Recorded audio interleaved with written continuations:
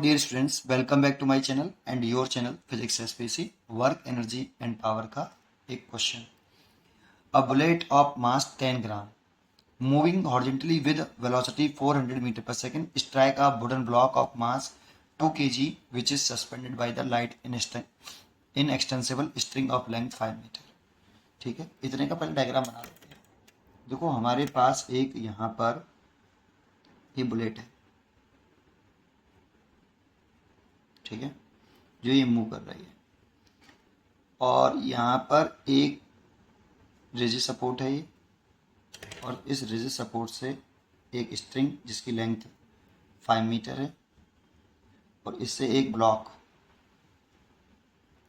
ये तो बुलेट है और ये ब्लॉक है और इस ब्लॉक का जो मास है वो 2 kg है और ये रेस्ट में है, ठीक। और ये जो वेलोसिटी है बुलेट है इसका मास जो है m1 मान लेता हूँ, वो हमें 10 ग्राम दे रखा है, तो इसे चेंज करें तो 10,000 kg और इसकी जो इनिशियल स्पीड है u1 वो है आपकी 400 मीटर पर सेकेंड और ये रेस्ट में इसकी जो इनिशियल स्पीड है u2 वो 0 है, ठीक है। ये बिफोर कोलिजन की कहानी है, बिफोर कोलिजन, ठीक है। आफ्टर कोलिजन क्या हुआ, आफ्टर कोलिजन पढ़ते हैं। As a result the centre of gravity of the block is found to rise a vertical distance 10 centimetre. The speed of the bullet after its emerge out horizontally from the block will be, ठीक है। तो देखो second जो situation है वो ये है कि वो इससे आपकी ये रिजिड सपोर्ट हो गया, इस ब्लॉक से, ये ब्लॉक है जिसका मास 2 kg है, इससे बुलेट टकराई और टकरा के इससे इमर्ज हो गई। ये देखो बुलेट इससे टकराई और बाहर निकल आई, ठीक है। टकराने के बाद इस बुलेट की वेलोसिटी पूछ रहा है, मान लो वो v2 है या v1 है, ठीक है। बुलेट की वेलोसिटी v1 है और इसका मास m1 है। टकराने के बाद इसकी भी तो कुछ वेलोसिटी होगी, तो इस ब्लॉक की वेलोसिटी जो है वो मान लो आपकी v2 है, ठीक है। और ये ब्लॉक क्योंकि किससे टंगा हुआ है, आपसे स्ट्रिंग से सस्पेंडेड है, इसीलिए ये इस वेलोसिटी जैसे इसको मिलेगी आफ्टर कोलिजन, तो ये थोड़ा सा ऐसे 10 सेंटीमीटर इसका सेंटर ऑफ ग्रेविटी राइज कर गई है, ये 2 kg की, और इसकी वेलोसिटी यहाँ आके 0 हो गई है, ठीक है। तो ये दो अलग अलग स्टेटमेंट हैं इसमें कि ये टकराने से पहले है, जैसे टकराएगा ये बुलेट इससे ब्लॉक से, तो वो टकराने के बाद ये बुलेट इससे क्या कर गई, बाहर निकल गए, तो टकराने के बाद बुलेट की स्पीड v1 जो कि हमें कैलकुलेट करनी है, और टकराने के बाद इस ब्लॉक की भी कुछ ना कुछ स्पीड हो जाएगी, वो v2 है। और जब ये वेलोसिटी v2 हो जाएगी तो ये स्ट्रिंग से सस्पेंडेड होने की वजह से यहाँ से ये फिक्स है इसका एंड, इसीलिए ये घूमेगा, रोटेट करेगा, कुछ वर्टिकल डिस्टेंस चला जाएगा, जो कि हमें दे रखा है कितना, आपका ये वाला वर्टिकल हाइट दे रखी है 10 सेंटीमीटर, ठीक है। अब इसमें क्या है, इसको दो पार्ट में मैं ब्रेक कर लेता हूँ। पहला केस में बना लेता हूँ केवल ब्लॉक के लिए, केस नंबर 1 ओनली ब्लॉक, वो भी आफ्टर कोलिजन, ये क्या बनाता हूँ इसमें डायग्राम में कि आपका ये स्ट्रिंग है और ये आपका ब्लॉक है जिसका मास 2 kg है और इसके पास स्पीड है कितनी, v2, लेकिन ये यहाँ से फिक्स होने की वजह से ये केवल ऐसे, इसका जो सेंटर ऑफ ग्रेविटी है वो वर्टिकली आपका 2 kg वाले का सेंटर ऑफ ग्रेविटी यहाँ से कितना राइज कर गया है, आपका h हाइट राइज कर गया, ब्लॉक 2 kg का 10 सेंटीमीटर दे रखा है, इसे मीटर में लिखें तो 10/100 मीटर लिख सकते हैं, ठीक है। और यहाँ पे आके इस ब्लॉक की स्पीड 0 हो गई है। देखो इसमें एक तो टेंशन फोर्स लग रहा है स्ट्रिंग पर, स्ट्रिंग में टेंशन होगा, एक ग्रेविटी होगी, कोई अंदर फोर्स नहीं लग रहा। देखो ये ब्लॉक इस पर फोर्स लगाएगा, ये जो बुलेट है जब इससे टकराएगी इस पर फोर्स लगाएगी, लेकिन वो इंटरनल फोर्स होगा, क्योंकि ये एक सिस्टम मान सकते हो आप इसको, एक्सटर्नल फोर्स नहीं है। और एक्सटर्नल फोर्स नहीं है तो आपका इस पर कोई एक्सटर्नल फोर्स नहीं लग रहा है।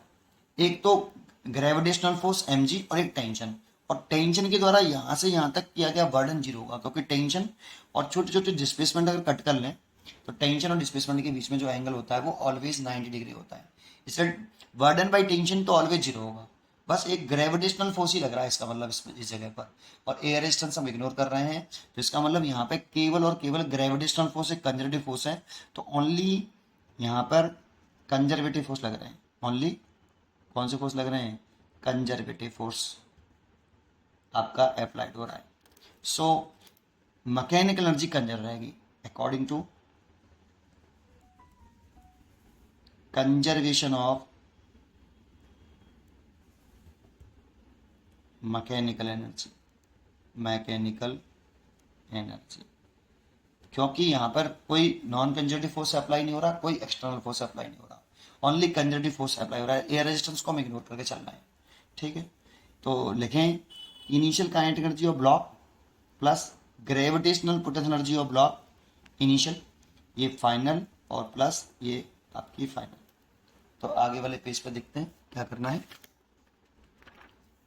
ये देखो इनिशियल काइनेटिक एनर्जी आपकी ब्लॉक की कितनी, हाफ, मास तो ब्लॉक का 2 kg है, और वेलोसिटी मैंने v2 लेट करी है तो v2 का स्क्वायर।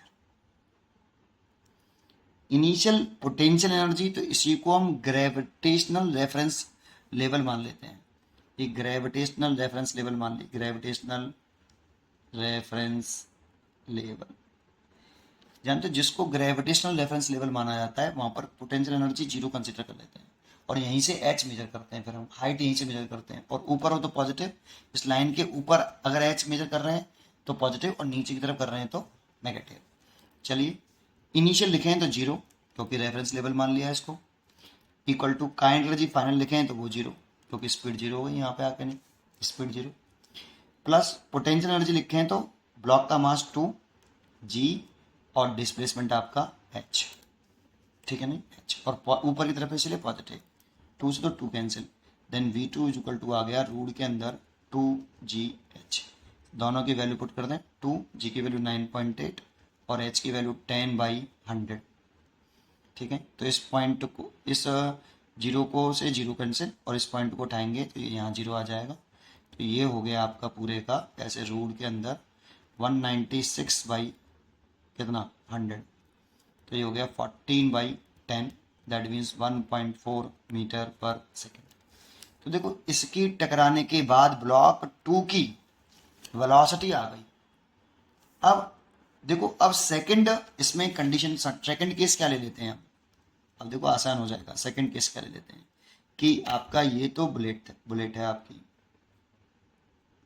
और इसके पास स्पीड है 400 मीटर पर सेकेंड, और इसका मास है m1 is equal to 10/1000 kg, ठीक है। ये आपका रिजिड सपोर्ट, और यहाँ से आपका ये ब्लॉक इससे सस्पेंडेड है, ये 2 kg है, और इसकी इनिशियल वेलोसिटी है 0, क्योंकि ये रेस्ट में। ये बिफोर कोलिजन कहानी है, बिफोर कोलिजन की कहानी है। फिर आफ्टर कोलिजन क्या हुआ कि ये ब्लॉक तो यहाँ सस्पेंडेड है ही है, जैसे जस्ट टकराया, इसका मास 2 kg है, इसकी वेलोसिटी कितनी हो गई v2, और बुलेट की वेलोसिटी कितनी हो गई, निकल गई, बुलेट इसमें से क्रॉस कर गई, ये बुलेट है, क्रॉस करने के इमर्ज होने के बाद वेलोसिटी v1, मेरे को ये वेलोसिटी फाइंड आउट करनी है, और ये वाली वेलोसिटी मैंने निकाल ली है 1.4 मीटर पर सेकेंड।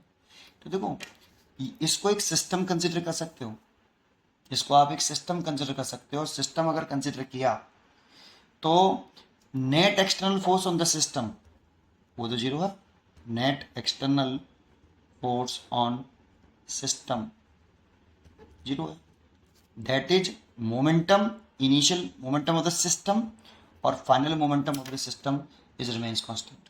हाँ ये वाली बुलेट इस ब्लॉक पर फोर्स लगा रही होगी, लेकिन वो इंटरनल फोर्स होगा, क्योंकि ये इन दोनों बॉडी से मिलकर ही तो सिस्टम बना है। तो ये एक दूसरे पे जो फोर्स लगाएंगी वो इंटरनल फोर्सेस होगा, बाहर से इस सिस्टम पर कोई एक्सटर्नल फोर्स नहीं लग रहा, इसलिए इनिशियल मोमेंटम और final momentum of the system is remains constant. So इसमें कंडीशन लगा दीजिए आप। तो पहले बुलेट का मोमेंटम तो 10, और इस वाली डायरेक्शन को मैंने पॉजिटिव कंसिडर किया है और इस डायरेक्शन को मैंने नेगेटिव कंसिडर किया है। तो 10 पहले मास लिख रहा हूँ, 10/1000 इंटू स्पीड 400 प्लस इस ब्लॉक का लिखें तो 2 इंटू 0 इज इक्वल टू, अब इसका लिखें 2 इंटू V2 प्लस ब्लॉक का इसका जो मास है वो आपका 10/1000 है इंटू वेलोसिटी V1। तो देखो ये जीरो से ये तीनों जीरो कैंसिल हो गए, यहाँ तो 4 बचा, ये तो जीरो हो गया। ये 2 इंटू V2 की वैल्यू मैंने निकाल रखी है 1.4 प्लस ये जीरो से ये जीरो कैंसिल, देन V1/100, ये इसको इधर ले आओ, 4 minus 2.8 is equal to V1/100। इसमें से सब्ट्रैक्ट करो तो ये तो 2.3 में से 2 1 इक्वल टू V1/100। इसका से मल्टीप्लाई करो तो V1 इज इक्वल टू आ गया 120 मीटर पर सेकेंड। ये आफ्टर कोलिजन होने के बाद जो बुलेट जब ब्लॉक से इमर्ज हो गई तब उसकी वेलोसिटी पूछ रहा था, वो हमने निकाल ली 120 मीटर पर सेकेंड। इसकी जो चॉइस होगी वो डी करेक्ट चॉइस होगी। उम्मीद करता हूँ कि आपको ये क्वेश्चन जरूर समझ में आया होगा। पढ़ते रहिए और खुश रहिए। Thank you.